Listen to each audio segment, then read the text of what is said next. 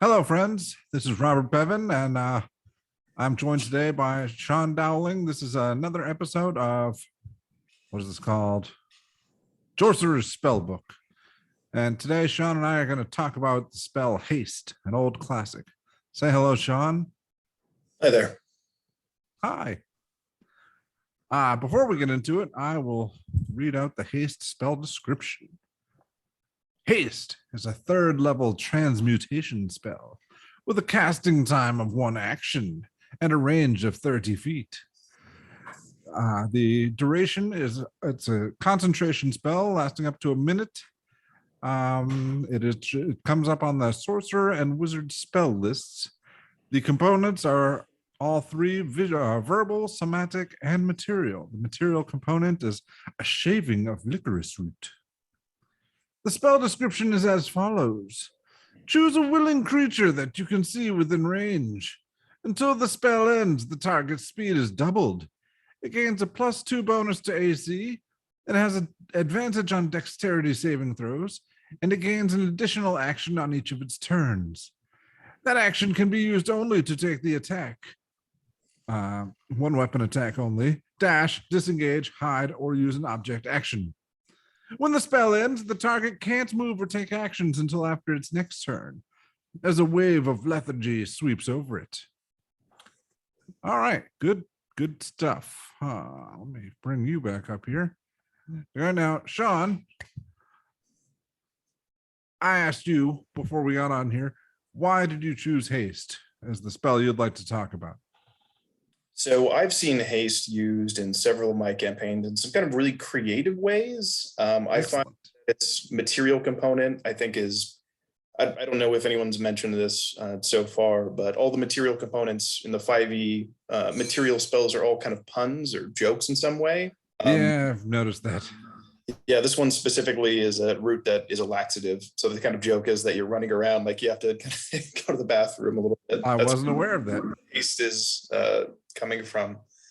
But yeah, I've seen, I find it to be a really strong spell, probably one of the strongest third level ones. And I think the applications for it are really cool, especially depending on how you use it. All right, well, tell us, how do you use it?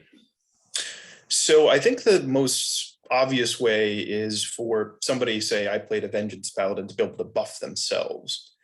Haste is also really good on, for example, rogues, because they get to take 2 actions, one of which their main action can be to ready themselves. So it will take their reaction. You'll notice that when the actual Haste spell's description, you cannot ready a hasted action. Like readying is a specific thing, but you can ready your normal action. So a rogue, for example, could ready their regular action and then use their hasted action to attack. So they could get sneak attack off twice in a round. All right. What is readying an action?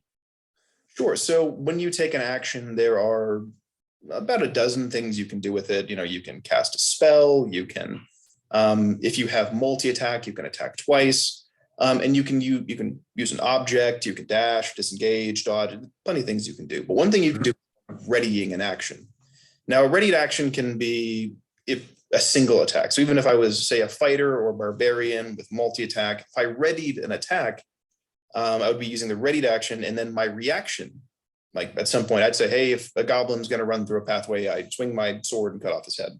And then I would use my reaction the moment that event took place. So the fun thing is you can't do that with a hasted action, but because it specifically says you can ready it, but you can ready your regular action.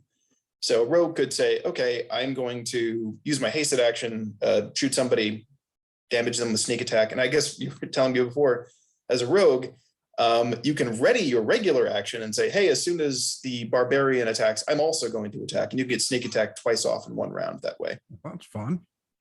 Yep, it is a particularly effective use of it. Another particularly effective use is, since it targets creatures, a sorcerer can use meta magic to twin spell it. So it can activate on 2 people at once, which is really fun because it just turns 2 of your frontliners into absolute units with the increase in AC. And I find the speed to also just be super useful, especially moving around the battlefield. Sure, yeah. Combat going on, or, if there's any sort of chase scene, it almost haste can kind of invalidate it to an extent because you're just moving so quickly at that point. Again, even going back to a rogue, if you cast haste on a rogue, they can move, action dash, and action or bonus action dash with with, I forget the name of the rogue ability for that, but yeah, it basically is sort of any sort of chase or movement stuff. Well, I guess if you really need to get the hell out of there, you could cast it on your horse. Yes, you absolutely could. And that would be 60 feet and then 60 feet again, or whatever else it is. So it really makes any sort of chasing much easier. And I think one of the more overlooked aspects of it is the fact that as long as somebody thinks you're on their side, you could cast this and then drop concentration on it immediately, and it would just screw over whoever you put it on. So a great example of this would be if somebody has infiltrated a group, say, hey, I'm on your side. And it's a great way to backstab someone. If you have a minion number 2 and his boss is fighting the the party or something like that, a great way to screw somebody over is to cast haste on them, then drop it immediately. Because the lethargy effect? Because of the lethargy effect, yes. Yeah. Could absolutely maybe use a friend spell or something like that, so they think you're on your side, or something creative like that where you could cast it on somebody without them realizing what's going to happen. But yeah, a good one. Some fun creative ways to use haste. I think the thing that doesn't honestly get used that much is the advantage on deck saves, but it's really helpful, and obviously the +2 bonus to AC. That's one of those things that's there, but as a player, you have to remember to include it when you make your deck saves. Yeah, honestly, I think that's my weakness. Yeah, something I've definitely forgot. I mean, it does add a lot. Yeah, the fact that it's if this was maybe a touch range spell, it would be a lot less useful. But the fact that you can also cast this as a caster from 30 feet away, and you don't even have to get close to anything. All right. I mean, it would be powerful if it was only self, but it'd be definitely worth getting. But yeah, being able to cast it from a distance on other people, especially when you what you were talking about with the casting it on your foes. Yep. I mean, it is a willing creature, so you have to make sure that if they want it to happen, it doesn't. But yes, if you can be a little bit tricky about it, it's definitely a spell that can have a lot of different applications. Maybe the horse thing wouldn't work. Can a horse be willing to accept a spell? Absolutely. I mean, if it's if it's your buddy horse, probably. If it's maybe you've never ridden before, I suppose I guess it's up to the DM at that point. But if they're willing to let you ride them, they're probably willing-ish. There's no. You'd think that when it says willing, there would be some kind of intelligence requirement or something like that. But I mean, it's really more the kind of. This was, one of the first spells, definitely in, kind of 5e that, came out. So, it's what it is. It's up to the DM's discretion, I guess. But all right. Well, I guess that's haste. Thank you for coming on, Sean. Thank you for having me.